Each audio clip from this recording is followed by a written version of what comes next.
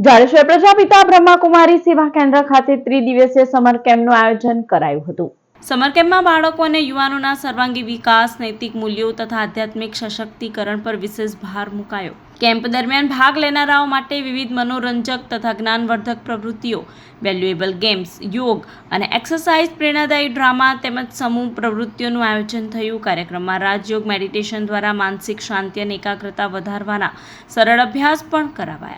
રવિવારે કેમ્પના ત્રીજા દિવસે વિશેષ માતૃ-પિતૃ વંદના કાર્યક્રમ યોજાયો। સમાપન પ્રસંગે તમામ ભાગ લેનારાઓને શુભેચ્છાઓ તથા પ્રેરણાદાયી સંદેશો આપવામાં આવ્યો।